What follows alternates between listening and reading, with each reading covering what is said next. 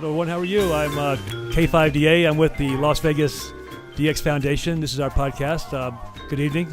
Welcome from Las Vegas. My name is Cliff, and we have Sharon K7STJ here as well with us. Extraordinaire. Welcome beautiful to hostess. Our show. We've got an exciting night tonight. We're going to bring a few people in, some experts, some true experts, and people that I would call an expert. And I've seen a lot of technical people, but I've seen very few really experts. So we got a couple of people that are absolutely experts in what they know and what they do, and whether it was ham radio or just electronics, communications in general. And I've showed up here. We've got a nice, beautiful, pristine-looking radio here. It's a Kenwood, and it's a 570, I think it is. Yeah, the 570 version.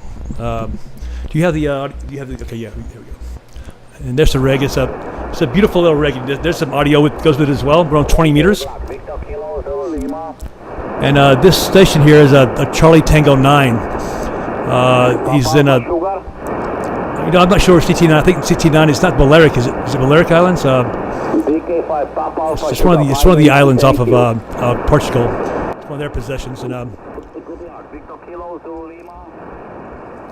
those radios hard to learn? well, they are. Wow, he's working long path into the Victor Kilo. And I think that the more they have evolved into menus as opposed to knobs. When I got started in 1976, my first radio was a gigantic radio. It was a receiver. The receiver was separate from the transmitter, and then the little knob was separate from both of the other pieces. So we had a VFO knob, and everything was integrated with cables. And so when they made the transceiver, they put everything in one box. And this is a transceiver, obviously, and so it gets a little more complicated because you've got two things going on at one time. You got a transmitter and a receiver going on, and so there's issues. There's menus for each transmit side and for the receive side as well. This happens to be a really nice one. This is Kenwood made this a while back, and it's been one of their best radios. I think they still sell these brand new today, and it's just a solid piece of equipment. And it's also very solid if you were to pick it up. It's not that light, but not too heavy either. So you wouldn't go hiking with that one? I probably would, me personally, but what about the normal person? No, probably not. There's better options for that. We're going to have somebody on a little bit later on tonight. A gentleman named Andrew. He's Victor Kilo 2 Tango X-Ray Bravo, Portable Whiskey 7. He's our in-house or outside, that is, traveler. He goes to Hawaii and sets up in parks, and he really goes. He's got a lot of gusto, and. Every time he goes to Hawaii, he sets up in Waikiki or in Honolulu somewhere, and he goes portable. And he's got a great radio for that. He'll talk to you about that later on. And so this station here, I'm going to try to give him a call. Is it okay? I'm going to look up and see where his call sign is exactly. You want me to look that up? Yeah. How do you do that? Go to QRZ.com. I'll call it QRZ. It's QRZ. Yeah, you guys with your funny phonetics. Yeah, I was taught to say Z. I was taught to say Zulu. If you're a pilot, I'm hammered up. I guess that's the difference. You're going to be flying the plane one day, and you're going to start saying Zulu, or you're going to say Don't count on Z. it. And they're going to say, excuse me? Let me get all logged in here. Hey, No, that's Andrew. That's Andrew there. That's Andrew there.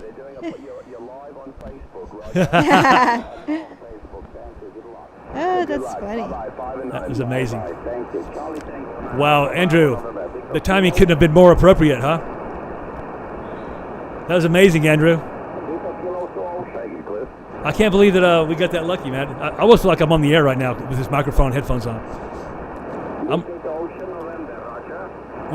Andrew, was this called Charlie Tango 9 what? I don't know. We'll find out in a couple of minutes. It's a Charlie Tango 9.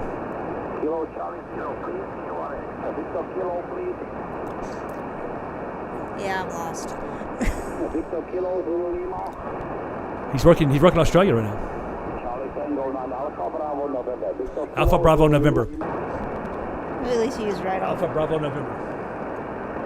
Somebody write that down. Let me see if I can memorize that. Oh, that is Madeira Island. There you go. His name is Tibor something. Kilo 5 Delta America Portable 7. This is Portable 7 Kilo 5 Delta America. Kilo 5 Delta Alpha, please, number 6, number 7. Yeah, Portable 7, sir. Portable 7 Kilo 5 Delta America. Kilo Fox 7, Radio Sugar Fox 5 and 9. He already did. He said he didn't take the call because I'm a 5. But I'm in 6 or 7 in Las Vegas. Papa, thank you. Good luck. You are at number 7, number Well, I don't want to harass him if he's going to be that militant. This is Las Vegas, number 7, Kilo 5 Delta Alpha. 6 Delta Hotel Zulu 5 and 9. You threw your portable 7 on there because you have the Texas 5, and Yes. you live in Las Vegas, which is Nevada, which is a 7. Exactly. That's he's calling our area code. I haven't changed my call to. There was a Why would time you? in radio and ham radio where you had to go portable if you left the state or the call area that you lived in. Say, for example, I'm a 5. I was licensed in my hometown in Texas, where I'm from, and so I moved back to Las Vegas. And technically, I'm a 7 now, but they dropped the necessity to in the United States you can travel without having to pick up a portable if you want to. So I never used my my portable. Okay. But if you're in a different country, of course Like you have Andrew. to. Like Andrew, you have to pick up the generalized identifier for that country. So for him, it'd be Whiskey 7. So that's why he's VK2TXB Portable Whiskey 7. Why is he a Whiskey 7 and not a Kilo 7? Because whiskey was the first original call signs ever. Oh, gotcha. Yeah, that's just the original designator. Yeah, back in the day All right. when everybody was a W. If you had a W call, it was, seriously, I've done some. One of my Elmers was a W, W5JLU. Yeah, I Yep. tried to be a W, but all I could get was a K for my special call sign. Yep. So. So did you? I don't hear any more audio over here. Do you turn the radio off? Okay. Okay. Well, I mean, yeah, we kind of talked about the guy.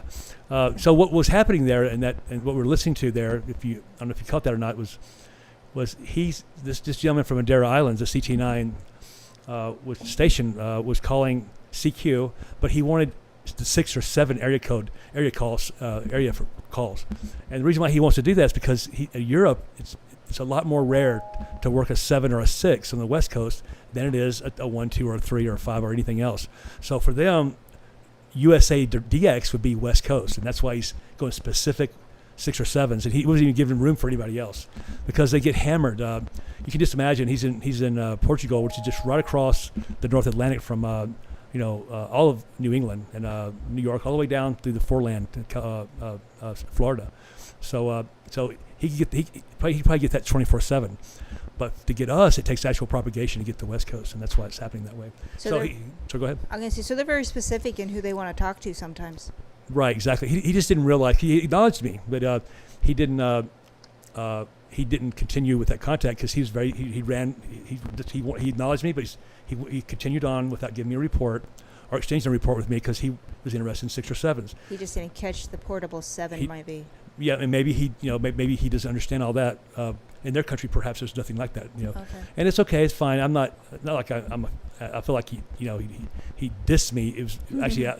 I'm surprised that he came back to me at all. I mean, Okay. what was nice about it, though, we're only running 100 watts here with this radio, barefoot. And we have a KLM KT34XA up on the tower here at N5VAE's house. That's N5VAE's house, Aaron. And where his studio is, we have a nice tower on top of the roof, and with the KT34, the 4-element big tri-bander up there that we were able to put up there through our foundation last year. And was that earlier this year or was that last year? That was last year. Yeah, so it's been up there for a while, and that's what our foundation's about. I'm glad that we kind of we're here now. I was going to try to mention this today. We decided to go with the foundation name because we want to be something more than just a club. We want to be something that's that gives back to the community, give back to amateur radio. We want to. Okay, great. I'll bring Andrew in. We want to be something positive. And like for example, we take donations and we give them away to people who need things. Like if someone needed an antenna in our community, it's happened all the time. I mean, we've probably got a good 10 antennas, and I'm getting some more this week. And and somebody needs an antenna, then we'll just give an antenna for free and let them get on the air. Maybe somebody that has a tech license that needs to get on, be inspired to get on HF or whatever. That's what we want to do. And anyway, we'll bring Andrew on, one of our esteemed members of our clan, if you will. It's VK2TXB, Andrew Extraordinaire. Andrew, you there? Hey, you got me? Yeah, there you are. How you doing, man? Hey, good. Hang on, remember my camera. You're looking sharp, man. Looking sharp. I look the same as lunchtime today when you saw me. But am I on screen okay? I can't tell. Yeah, you're there. You're in the screen. You're okay, cool. Yeah, I heard you working that station. I just thought for giggles I'd give him a call. Yeah, good job. Perfect timing. He was calling for VK. He didn't say where though. Yeah, I know. He shouldn't take me. I'm number 5. He wasn't going to take me. He was for 6 or 7. No, he didn't know about you at all. He acknowledged you and he moved straight on. You get lucky like that, don't you? VK gives you a lot of real estate, doesn't it? It does. But no, it's good. It's good. Lunch was great today. You big fella. It was. You weren't there. And if I could have gone, I would have. And I'd make the decision at the last minute too. I'm like, good thing I did too, because when it came time to have what I needed, I had to have it, And so yeah. So there it is. That's good. No, well, we missed you. It was a good lunch as always, and our regular crowd was there. It was good. So anyone that's in Vegas, please come and just hang out with us. It's a lot of fun, a lot of laughs, and great food, and it's not expensive. So. Because hams are very, very budget conscious. Oh, and that's Buca de Beppo. Yum. Buca de Beppo. Yeah, I'm not sure what those words mean, but it's Italian. It means no good idea. food. It means good food, yes. Yeah, evidently, yeah. But it's located at 412 East Flamingo, right off the strip, about 2 blocks off the strip. There's a. Yeah. If you leave the strip on Flamingo going eastbound, you're going to see a big casino on the right-hand side called the Silver Sevens, and then it's just directly right across that casino. Big red building, you see it, yeah. Yeah. So I got to be honest with you, it's the best Italian food I've had in Las Vegas, period, hands down. Maybe ever had. And there's one in Hawaii. There's one in Waikiki. Wow. There's a restaurant there. Oh, nice. I've eaten there before, and it's great. They're all around. But today was good. So I'd just like to mention, if anyone's out there listening, which I know people are, hopefully. Hopefully. Not now, they will be. Yeah, on Tuesday I head down to. I'm driving down to San Antonio, and because I'm working down there, so we're going to play down there in San Antonio. So I'm driving down. Oh wow! It's 1,200 bloody miles. But anyway, we've got to take our stage gear with us, so it's okay. I don't mind. So we're driving down. We'll take 2 days to get down there, but I'm going to have the 891 in the car, and I've got the Henry 50 in there. So I get about 500 watts out. So I've got the rig set up in the car, so it's good. And so I should be able to work back to here quite easily in the evening to you guys. It's always a pipeline between here and Texas, and also people like Rob in Canada and Jesse up in Canada. We should work those guys, and hopefully get back to the UKs, because I'll be available in the evenings to get on the radio, which will be fun. So I'm not taking the 705 with me because I don't need it, and I'm just kind of busy. I'm working every day. But if it's in the car, I can hop in the car and turn it on and flatten the battery with the amplifier. It'll be great. So I'll be down there operating there. So we'll try and do that work on the DX Foundation on the Facebook page. I'll say I'm on frequency. All right. Come and give me a call. Perfect. But I'm not taking the 705. But again, I'm a huge fan of the ICOM 705. So I got that from I've had it for about a year, and I got that from Roger at R&L Electronics. He gave me a killer deal, and Roger's a good friend of mine as well. Anyway, and always looks after us guys here. Always gives us great deals and looks after the members here. So I got the 705. I didn't know what to expect because I'm kind of an amplifier guy. I like power. I don't want to waste my time. QRO. Yeah. So I go from extremes. I go from 1,500 watts to 5 watts. But The 705 is very, very good. It's basically, it's like a 7300 in a box, 2 meters and 440. It's got a great receiver. It's very small. Hang on, let me get this bugger. See, over it's also here. got Bluetooth, right? It's got Bluetooth as well. Let me do this. Hang on if I can do this. I'm going to turn this right. So this is what I travel with. So this is basically the $40 case at Harbour Freight, their Pelican rip-off case, which is fine. And so I cut the foam out. So I've got the 705 there. This is the smallest component. So I got the 705. That sits in there. I've got the spare battery underneath. I have in here as well. So I've got the 8 amp battery here, this one, which is this, and it's great. It's got 8 amps and it works fine. So with that power, it gives me 10 watts in this radio to operate. The internal battery gives it 5 watts. So that's all the stuff there. I've got the adapters here, and I've got the amplifier here as well. So I do take an amplifier when I get frustrated and need it. And this works on 20 meters great. This will be about 200 watts. Underneath, I have all the other attachments, all the stands and the mics and stuff. Okay. So that works great, and it works really, really well.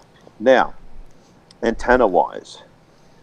So this is what I use for an antenna. This is it. And basically, Yo-yo antenna. it's called a yo-yo antenna. So basically, it's got here on the top. So you put your coax on, you put a little hook on the top, you hook it onto the top of your mast, and I run it as basically an inverted V. Hang on, let me get back here. So I run it as an inverted V. So I've got a 20-foot push-up pole that folds down to 2 feet, a Soto thing. So I've got that, and then I put that up. I wheel out the length of the coaxes to where the each band on the winder to where I can find it, and then I know at about 20 meters. Then I fine tune it, and I fine tune it with this thing that you told me about, Cliff, and it is amazing. This thing, hang on, the best $50 ever. Oh, there you go. I love those little devices. Absolutely amazing. Nano VMA. VNA. So, Those things are amazing. They really are. Once you get through the it's initial amazing. learning, yeah. Yeah, so they give you no instructions on it. Where am I here? They give you no instructions, but YouTube is your friend. It is. And I found out how to use it. So it's great. So I have it all set. There's 4 memories in it. So I can set it for 20 meters, 17 meters, 2 meters. I can just plug it in, hook it in, and it'll show me where I am. So I can just, within 5 minutes, get the SWR on the yo-yo down to about 1.1. There you go. So it's fabulous. So this is, and it's rechargeable. You don't need batteries. You just charge it up, and it's got internal battery. This is the best investment anyone could make on a portable setup. I know, it's running incredible. A wire antenna, because you want the antenna to be totally efficient, so it's putting out power, not just getting horrible SWR. Because if you've got an internal tuner, you've still got a crap antenna. So you want it to be efficient. Absolutely. And that's why when I speak to you guys from Hawaii on the park, I'm using this setup, and I take this on the plane, and again, I've had no issues. Not once security ever even looked in the case, not once. But again, it's hand luggage. I carry it on, and I've had no issues whatsoever. I get more issues than pulling my guitar off and looking at my guitar in the case than they do with this electronics. So that surprises the crap out of me. Got a question for you, Andrew. That little Yes, tiny, Sharon. hey, that little tiny battery that's in the case there. That's Yep. that's what you're using when you're talking to everybody over here when you're sitting on the beach. Yeah, when I'm using 10 watts, that's what I use. Cool. I use that, plug it in. But Okay. if I'm using the amplifier, I do have a big-ass car battery sitting in Hawaii that I drag along. And so I use that for the Okay. amplifier, and that's great. And I just Okay. trickle charge that at night. Because here's the point. I mean, people say, well, it's not portable, you got battery. I'm not hiking up Cocoa Head or up the Appalachian Mountains with a 50-pound battery. Our diamond head. I'm parking my car and walking 50 feet to a park bench. I can handle that. There you go. And it works great. So I got that. I got that at Sam's Club, an 80-volt battery, and it works for the amplifier. Okay. But most of the times I've spoken to Cliff many times, and you guys just on the 10 watts. I take that out, and it's fantastic. Have you ever tried using it on the airplane when you're flying over? No. Why not? No. Because Well, you need an antenna. I think they're getting banned for life on the do not You take that yo-yo, the yo-yo there antenna, are- stretch it out between the first class and row I've 34 seen and get thrown off the plane. Yes, I've Yeah, that's seen probably the videos that they've guillotine. done that. Yeah. What are you doing? But I'm on the air. What are you talking about? what are you doing? Yeah, let me tune in here. But no, Yes, I see get what on they the say. plane, so I wait till I get there, and then it makes life very easy. And I end up buying a tripod as well too. And I showed you guys that. Because here's the trouble. The trouble is when you're going portable to run it in inverted B, you need something to tie on the 20-foot mast.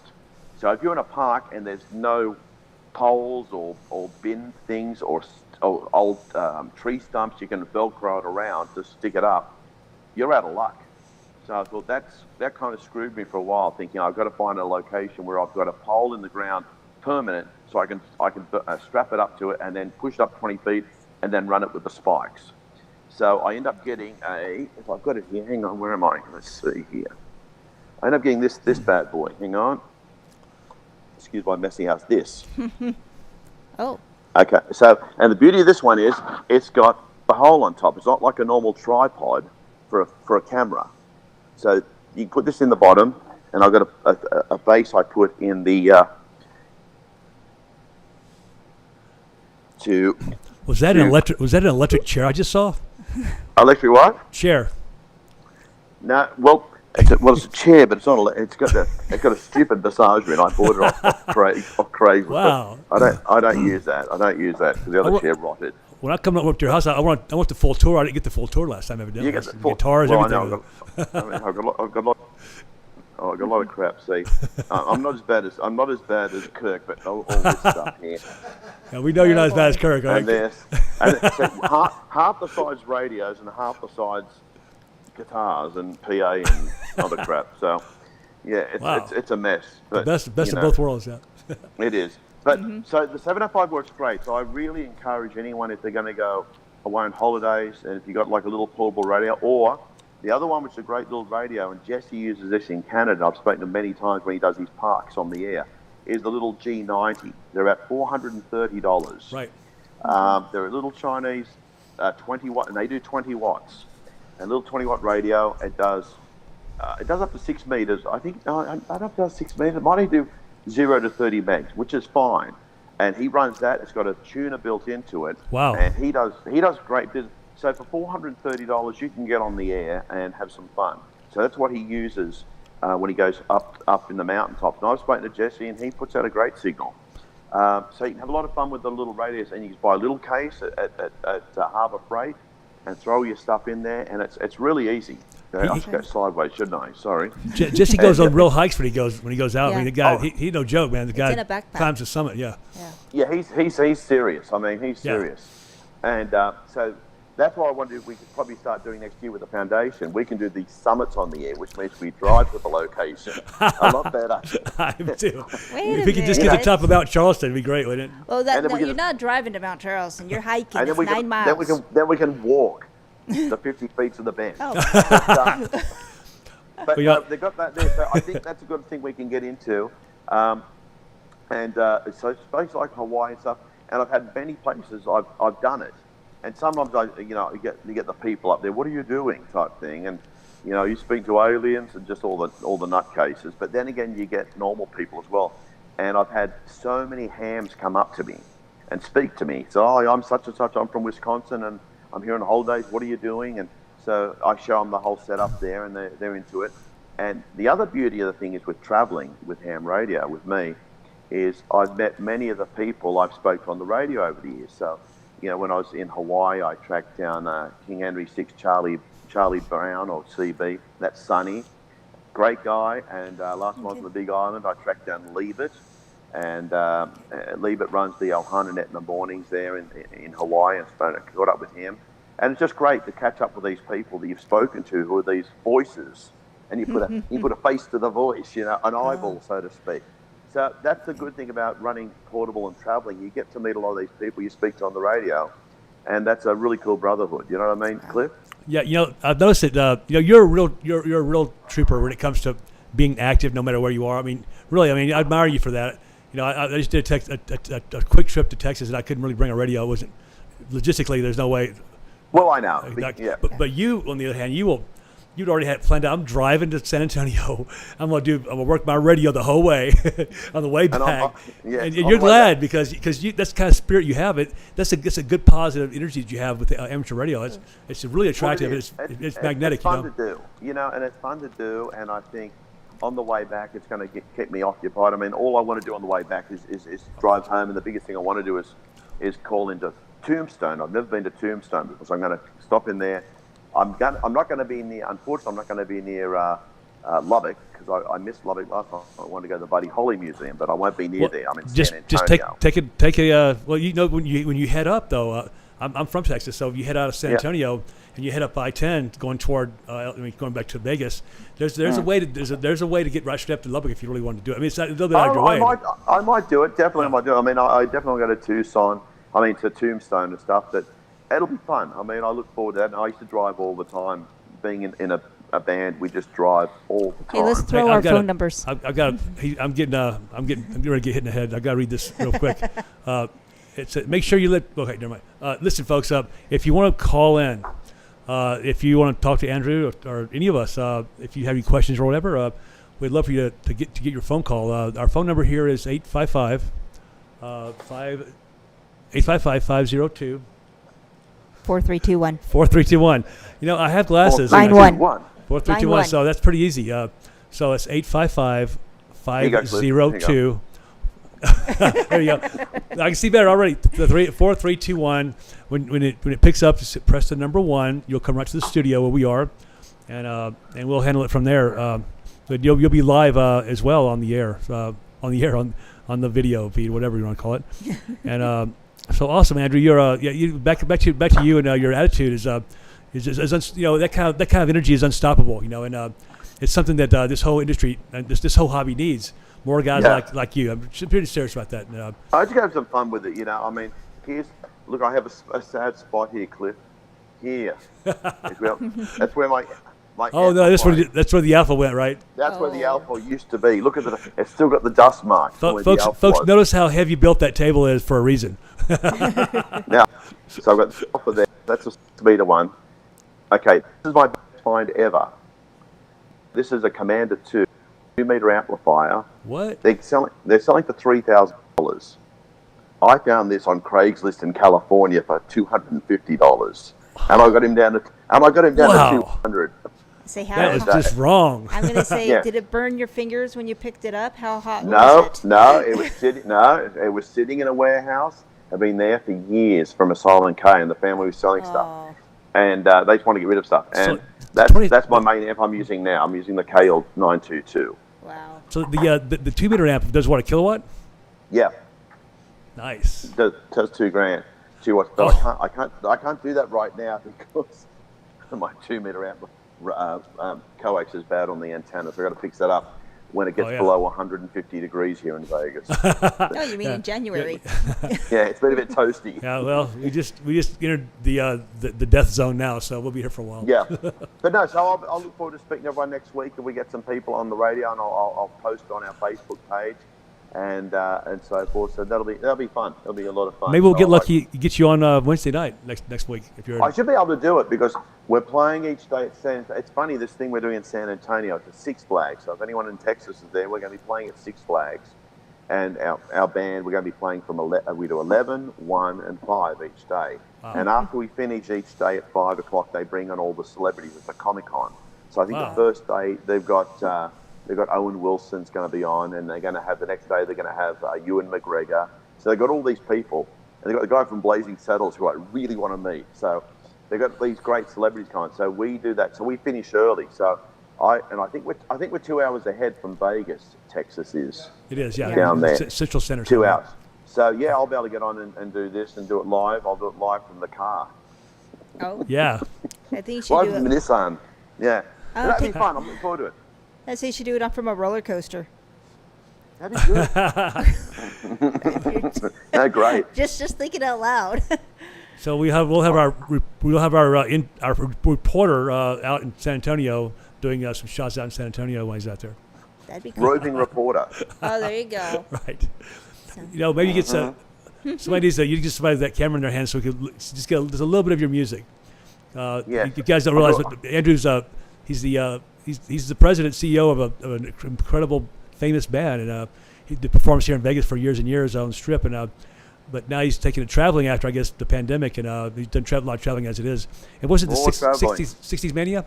Doing 60 May, we're doing down there, we're doing the British rock show down there. So it's all British stuff, all Beatles and Stones and The Who and Elton John, just all those great groups.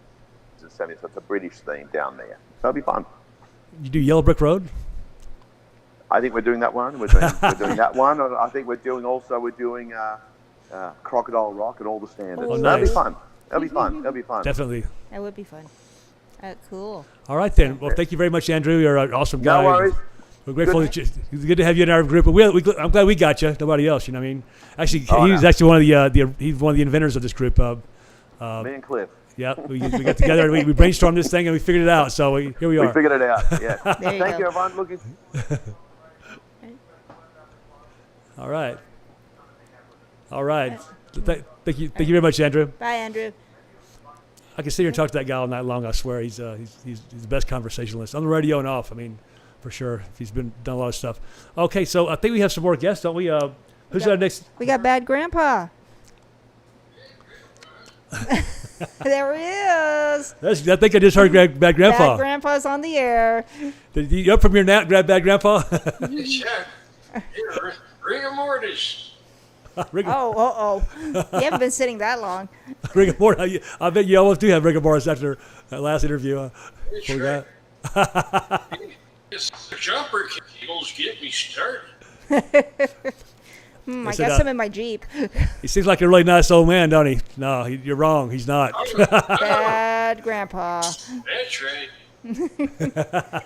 Well, folks, this is Kurt. This is NO7BS, and that's his call sign, NO7BS. That's his call sign, and he means it too. And trust me, we've seen it. You've seen him put out his pen and paper and his tongue with slicing words of, "You better give me good service, or it's going to be ugly." I promise you. He's a good guy to have on your team for sure. But not only that, not only is he well spoken and a fierce fighter for the rights of the consumer, he's also probably the most incredible tech I've ever met in my life. The guy's just a very, I call him the genius. I mean, if anybody in our club has a genius gene in him, it would definitely be this man here. And he's incredible. Like they just tell it like it is, you know. But he's a true technician. He's a taught Tris. He's taught and then he's taught himself. I mean, it's amazing his depth of knowledge. And it's a pleasure to work around someone, because you don't see a lot of that anymore. In my opinion, that's an art form that you just don't see a lot of anymore. Earlier in my amateur radio career, almost everybody was a tech to some point or some extent. You know what I mean? My Elmer was a tech just like Kurt is. But now you got this guy that can fix he can fix a radio from the 70s, all the tube stuff. This man's an expert with. I have a lot of fun with it. I really do. I mean, That's good. we these guys like these are invaluable. We lose these guys. What are we going to do about radios that people will never know how to work on again, which is the tube radios for sure. So go ahead, Kirk. Can you give us I just got a note from the producer over here. He wants you to give us a tour of your shack. Sure, we can do that. Hang on a second here. Wow, that was fun. I'm not sure what that was. It's some. Somebody at your front door. Whoa. Yeah, There's somebody's near the front door. There's a fire. Submerge. Yeah. So this is some of the old stuff, and hopefully my audio levels don't get wonky. Oh, you're good. They're changing themselves. So we have a lot of old stuff. The whole place is right now in a state of flux, kind of remodeling everything. They have old tube type stuff. There's old military surplus receivers from the 60s. That one receiver, Hamberlin. kind of hard for me to point to it. Let's see if I can do this. This guy is from 1947. It's a Hamberlin, right? That's a Hamlin HQ129X. Yeah. This is a surplus marine radio that I moved from the 2 megahertz ship-to-shore channels to 80 meters AM. Oh, nice. It makes 80 watts. It's got high-level audio. It's a nice old radio. And we have some old Collins. Collins S line there. Yeah, Collins S line and an old HT37 Yes. and an SX Yep. series receiver. Yeah, that was one of my first sideband rigs. When I graduated from novice to general. That's my next upgrade was to get that transmitter. That's a transmitter, folks. That's not a transceiver. It's a transmitter. Yeah. The receiver is to the right. The transmitter is to the left. Separate boxes. Yep. Wow. And Makes for an impressive station. It really does. Makes for a big station. Yeah. yeah, we've got monitors up here showing band activity and what's open to where and who's hearing me and Yep. stuff like that. Yep. And we have there's a Henry 1 kilowatt linear amplifier from Can't- from 1972. You Go can't ahead. you can't miss that. Obviously it's a Henry from. I can tell from way off. That's a Henry. It's just got that. It's got that look about it, style. You know. Yeah, it does. Some old receivers from the 60s. Hey, show us that. Show us your submarine. Your submarine. Oh, my old Surplus. radios, yeah. That you guys want to see something amazing? These are Hammerlin as well. I remember when I took the tour, but those two that big box that the Henry's sitting on, right below that is those two the transmitter and receiver, right? Yeah. No. 2 receivers. Okay. The top receiver is a general coverage receiver. It covers from the AM broadcast band to a little over 30 megs. Okay. But the one below it covers 10 kilocycles Oh my gosh. to 500 kilocycles. Oh my god. And they use those on submarines. So exactly. So these are submarine radios. So Yeah. and they're in working condition as well, right? Oh yeah, they're ready to rock and roll. They're hooked up, and I can switch the antenna to them, bring them online. That's amazing. You know, on QST not too long ago, maybe last year, they had an article in there about that ultra low band. What's that? Is it VLF? Is it VLF? Yeah, very low frequency. Yeah. yeah, It's VLF. below AM broadcast, so below 500 kilohertz. We have a couple allocations there, like 472 Yep. kilohertz and, Yep. and one lower, and there's a lot of activity. Yeah, and then one of the dynamics about that particular frequency is it goes through everything, right? Yeah, It'll yeah. penetrate anything. It'll penetrate the water, the earth, So a You know. submarine can transmit when it's submerged. Yeah, submerged? Yes. Yeah, and be able to receive. Oh, really? We're limited. We have to notify. We're limited to 5 watts on that band. yeah, for a reason. Right. You'd be a harp station at 100 watts, probably, right? Oh yeah. Yeah. You'd be a big dog. Well, no, they had that whole harp technology they had in the military, where they would I don't know, who knows how many watts they ran, but they'd use frequencies, the same frequency those things transmit on, and they would penetrate the earth, and maybe they might be in Missouri and come up and in Florida, but when the thing would resurface again, the energy would resurface. Right. And literally, you could hear it audibly, Oh. and it would be the most crazy stuff, and the ground would shake, and the trees would shake, and the energy is being released into the atmosphere Oh, that from the doesn't earth. sound good. No, it doesn't sound good at all, actually. Sounds kind of like an earthquake. But I know you know about that T-Cart, right? Oh yeah. I love BLF. So, and there's a ICOM a 7300 and a 9700 Nice. sitting there. And, Nice combo. And an old 756 that I primarily use on FT8 in a digital mode. Yep. Okay. Wow. Yeah, pretty impressive. And then we go back. We go back to everybody started typically, not everybody, but most people started on 11 meters. So I collect these old radios. They've all been refurbished and returned to their stock configurations. Wow. So all these are operable. I mean, we can walk up to one here, fire the Nice. thing up and put it on the air. Wow, Nice. that's beautiful. Wow. And some more older stuff. There's an old Heathkit HRNB guy had it in his family forever, so I'm restoring it for him. It has sentimental value. Is that the ones, the twins I'm looking at right there on the bottom? No, that's Those are, what are those? those right there. Those are Brownings, That's what I thought, yeah, Brownies. Yeah. and those were the Cadillac CB radios way back when. This is the HR-10B that I'm restoring for a Gotcha. friend of mine. He has personally owned it for over 20 years. Well, it was the Amazon. Oh, Yeah. my And shipment. then we come around here. Oh, you got a lot more space. I see already. Yeah, oh yeah, it's gotten a lot bigger. Wow, And that's, amazing. that's the test bench. Oh, nice. So you got it in your shack basically again, because the way it was configured before, your operating position and your bench were not in the same location at all. That's true. Yeah. And the newest edition. I got to move the camera back here.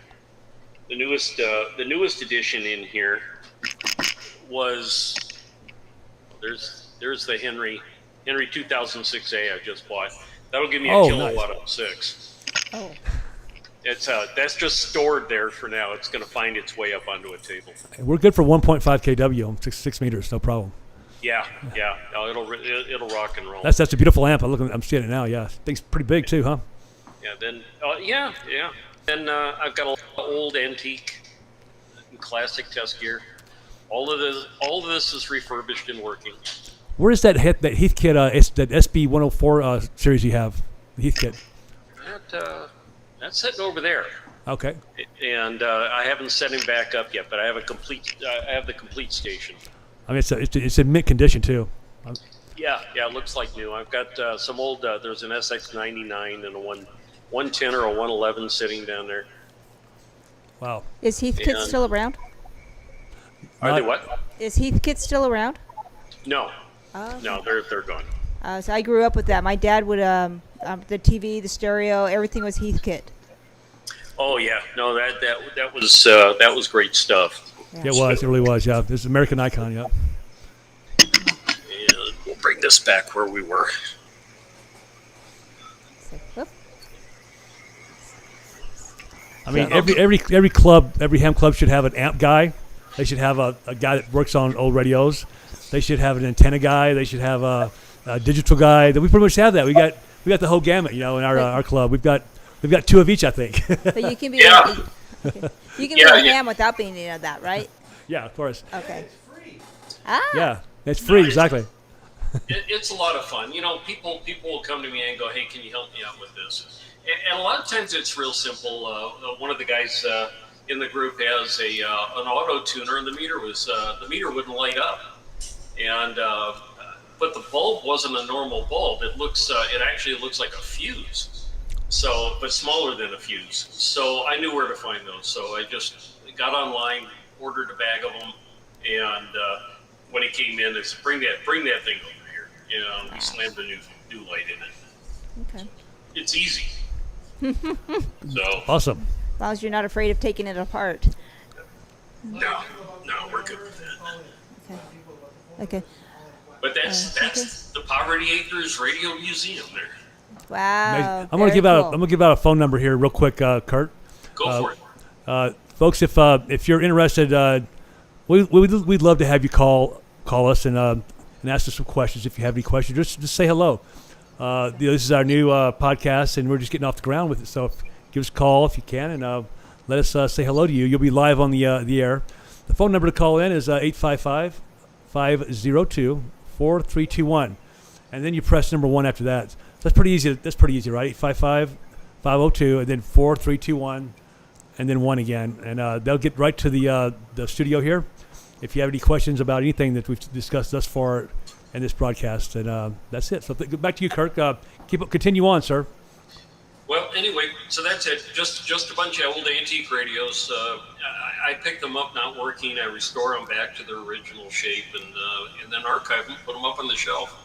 I rarely sell anything. I just collect. How do you get this? They're in mint condition when you get done with them. I'm sure they showed up. They weren't in that great condition. Some of them, right? How do you get the face, the aesthetics of it so perfectly like you have? Did you paint it? Do you have techniques that you use to do all that work? Yeah, it all depends what kind of paint it is. Like Heathkit was like an early version of powder coating almost. So quite often simple green and a stiff brush, and I can get most of the stuff off the paint and get it looking good again. If I have to repaint it, then I'll blast it. I'll take it back down to metal, and then I'll match the color of the paint, repaint it back to the original colors. So you got a portable sandblaster there, or a small? I'm going to pick up a glass blaster myself, but I've got connections, so I take this one. Always good to have connections. Oh, yeah. We want to encourage you to go ahead and get one of those, so we'll all have access to one. Oh, yeah. No, they're just wonderful. It takes it right down to bare metal, and it gets it ready to go. And you get it with a nice primer, and either take it out and have it powder coated. If you're doing it in black satin or black gloss, quite often you can approach a powder coating house and say, "Hey, listen, when you do the next run, will you include me?" And they'll do it. They'll put your stuff up there and hang it and shoot it for you. Nice. But it's not that hard to do. I see. I've used a sandblaster before. It's kind of fun. It's It messy, is. but it's fun. Well, it's like painting, except it's coming off instead of going on. Yeah, Which true. is Yeah. so much easier. Oh yeah. And as far as the electrical part of it, most parts are still available. Transformers can be a kind of a pain there. We call it unobtainium. So finding the exact transformer can be a problem at times. But a lot of the other parts, switches, a lot of times we've taken rotary switches and fixed them by stealing contacts from another switch. And as far as resistors and capacitors and the rest of it, it's all generic. So it's really easy to bring these old radios back to life, and it's a lot of fun. They're well designed. They're very roomy inside. They're not hard to work on. I work on it until I feel like I had enough for the day, and then I just walk away and come back the next day or the day after and pick back up where it was. Amazing work you've done. I mean, I've been to your house several times, and I'm just so blown away because a lot of the stuff you have there. It's some of the stuff that I used whenever I was brand new in this hobby, and it was old then. You know what I mean? So I had an HQ 170 as a receiver. I had the DX20 CW transmitter, and then from there I went to the HT37, and so I had the HQ 170, which is gigantic, and the HT37, which is also gigantic. They were mismatched because they weren't the same company, but I didn't care. I mean, I got to use a microphone with the HT37, so I was just screaming into the microphone. I didn't even care. So, it ran the 6LQ6s. Those 6146s maybe in the finals. I'm not sure, but and I just had some fun with it. And then I went to an FT101, and you have an FT101 over there, right? You probably got more than one. I Oh, do you not don't? have 101 here. Yeah. Okay. That's one of the ones I'm missing from my collection. But I have a DX100 right now that I've got sitting here somewhere. It's on a cart somewhere. I keep some of the projects on carts, and that way when I need to move it out of the way temporarily to take on something else, I just push the cart out of the way. So I keep the patient on the top of the cart, and I keep all the parts, everything associated underneath the cart. And they're just carts from Harbor Freight. Well, what's interesting about you is that you would give a radio away before you would sell a radio. You know what I mean? I'm not saying this, folks. I'm not saying that he gives his radio equipment away. He does not. But he doesn't restore them for profit or to sell. He keeps his stuff. I mean, I'm like, the guy must have a business here, but no, it's not what he does. He keeps they're masterpieces when he's done with them, and they're better than they were when they're brand new, and they just look pristine. I'm like, good job, man. Good. That's the way I would like to see it. The world be. You do such a great job on your radios. Why not keep it? Well, yeah, I pick up old Motorola radios, old commercial radios, because I worked for Motorola back in the 70s, and I understand how to work on them, and they're very, very well-designed radios. And I'll pick them up, when I pick them up, they look like they've been in the back end of a concrete mixer. They're just terrible. So I literally tear them down and wash them in the sink, and people think I'm crazy. But, there's absolutely no reason. You remove things like meters and speakers. The rest is all washable. Do you unplug it first before you do that, sir? Sometimes, yeah. That might explain a few things. Right. Yeah. If I scrape or cut myself while I'm working on it, I leave it plugged in when I teach that radio lessons. Right. It'll never do it again. No, we go through and wash them, and then go through and dry them all out and everything, and go through doing alignment on them and whatever needs to be replaced. And I do that with the Motorola radios, and then I give them to new hams, or I give them to people that I know are going to use them. You know, Right, exactly. I can either have it sitting on the shelf in the garage, or I can have it sitting somewhere else in somebody else's ham shack, and it's getting torn down. I am the happy recipient of a Motorola 440 it's totally loaded up with all the local repeaters here in Las Vegas, and it's actually I'm using this as my 440 base station radio. Yeah. So the thing is flawless. It's got the greatest audio. I mean, and Motorola's got some good. They've done well with their audio. I mean, the sound of a Motorola radio is just fantastic on FM. You know. Oh no, they're great. Yeah, your radio's a 32 channel 40 watt max track. Yeah, I like that. And one day he said, "Come get your radio." I'm like, "What?" He's What like, radio? "He gave me a radio." I mean, this radio was probably $5,000 when it was brand new, or $1,000 when it was new. Yeah. You know, but it still works like it did when it was new. So I'm happy I could ever get. You know.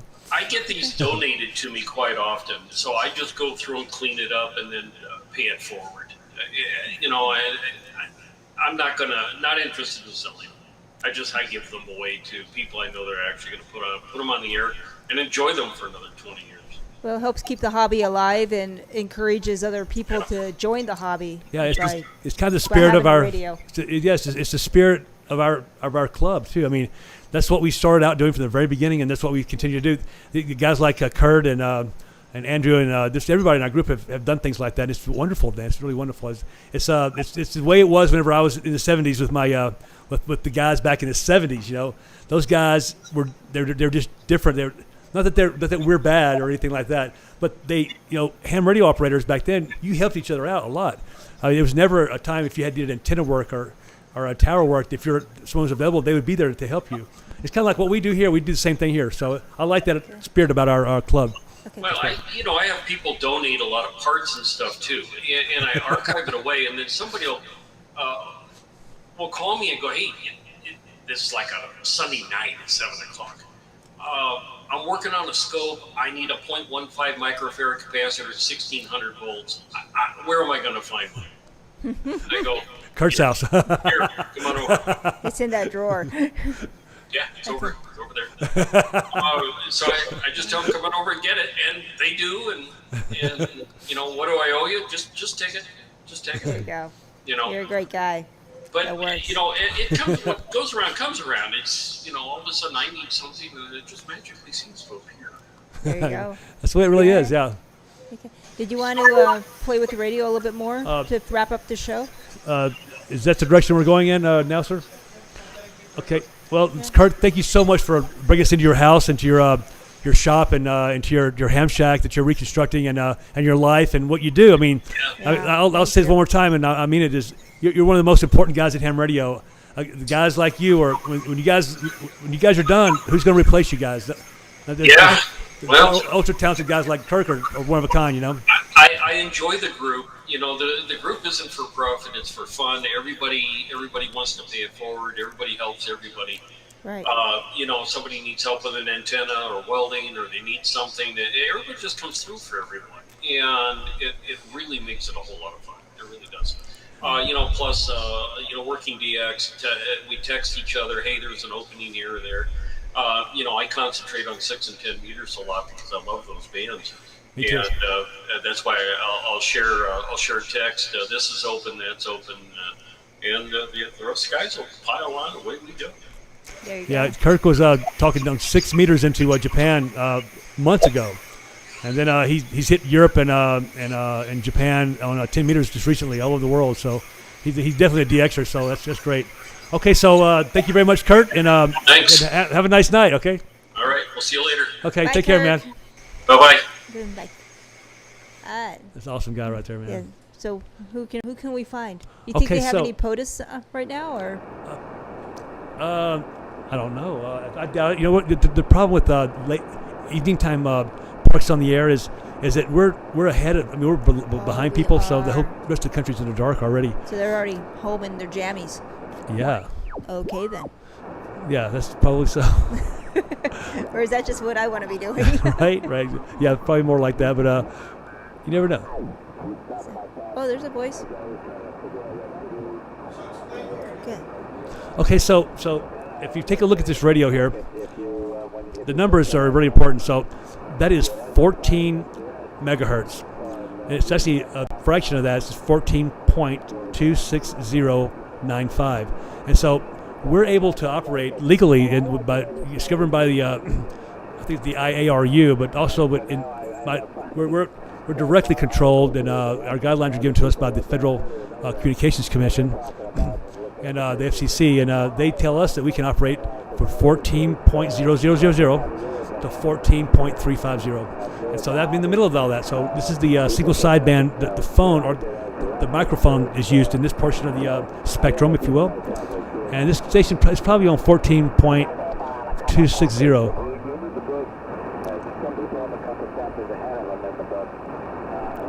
There's actually, going back to the POTA, they got a fabulous little app here. There's a few stations on if you want to. Okay. 14295. Okay. It's New York. Okay. Aaron, could you point the antenna toward the northeast? 295? Yeah, 14295. That's New York. It's the. There he is. There he Well, is. you want to know something? Thank you, Sharon, so much for enlightening us on that. I assumed that it would be dark, but guess what? People like to play radio at night. Maybe it's cooler. POTA, which is Parks on the Air, is an entity. We go out and we set up in a park portably as a portable operation. So we drag all of our equipment, kind of like Andrew was talking about earlier. Put up an antenna and get on the air. And the object is to make, I think, 10 contacts. I think. You have to make 10 contacts, I believe, to have a qualified activation. Yeah. So we go set up and we have to make at least 10 confirmed contacts before we can use that park as part of our resume, if you will. Or And we're the hunters, Right. and he's out there looking to get hunted. So that app that you talked about.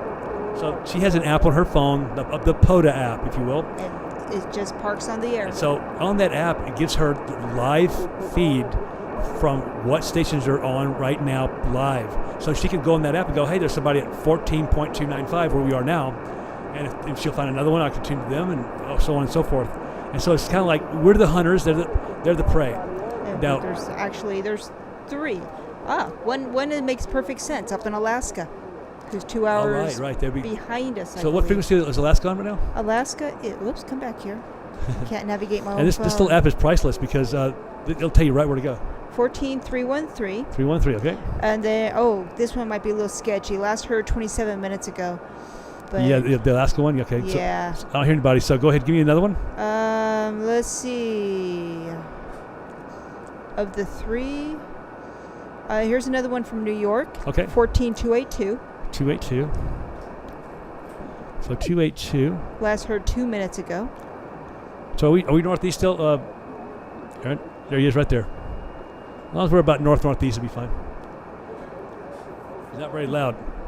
Now, a lot of times the POTA guys are portable. India 5, Kilo Hotel X-ray out of North Texas. Oh, okay. Kilo India 5. There he is. We hear him now. Hotel X-ray. When it's only you talk. Thanks for standing by. I'm going to try to get him. Coming in a 5-9 into North Texas. So he is Kilo Bravo 2 Foxtrot Mike Hotel, located at Great Kills Park State Recreation Area. Okay, awesome. And so if someone Googled POTA, POTA, we'd come with a link probably to that app. Well, thank you for picking up my call. Kind of dropping a little bit, so I really appreciate it. You enjoyed We'll try to make contact with this Jump in station there. here. setup there with that. Sounds like you said a So if you get, this is car coming from But, Vegas all the way to New York. Thank you very much. No and wires. 7-3 to you. And again, you're coming in a 5-9 here. Hey, yeah, it's pretty good setup. It does a good job. You know, it's to put out a decent signal. So thanks for attention. AI5.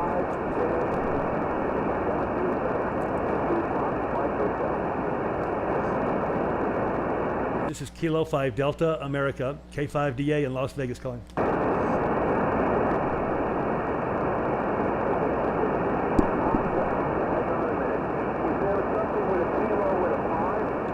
Yes, there was. This is Kilo 5 Delta America. K5 Delta America, Las Vegas. Go ahead. That it? Yes, Kilo 5 Delta America. Go ahead. Oh, Kilo 5 Delta America, right? Roger, Roger. Not so strong. 5455. Okay, Roger, you're about the same. About 5455 is here as well. Go ahead. What part of the world are you in, buddy? We're in Las Vegas, Nevada. Las Vegas, Nevada. Go ahead. Did you say Texas? No, Las Vegas, Las Vegas. We got some QSB. We're in Las Vegas, Nevada. Las Vegas, Nevada.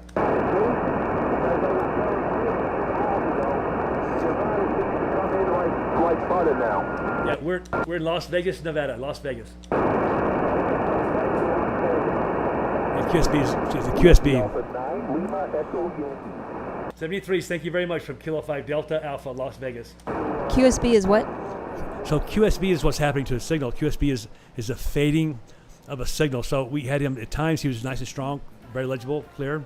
We call it Q5. And then as he fades, that's called QSB. Which is kind of what we're doing right now. Well, listen, folks, thank you very much for stopping in to taking a look at what we're doing. This is what we do every day, okay? We may be on the radio, maybe on this podcast, but this is what we do, okay? This is our thing, okay? And it just goes on from here. So thanks for stopping in, and enjoyed doing this, and enjoyed having you with us as well. This is K5DA. See you later. K7STJ. See you next week. Bye-bye.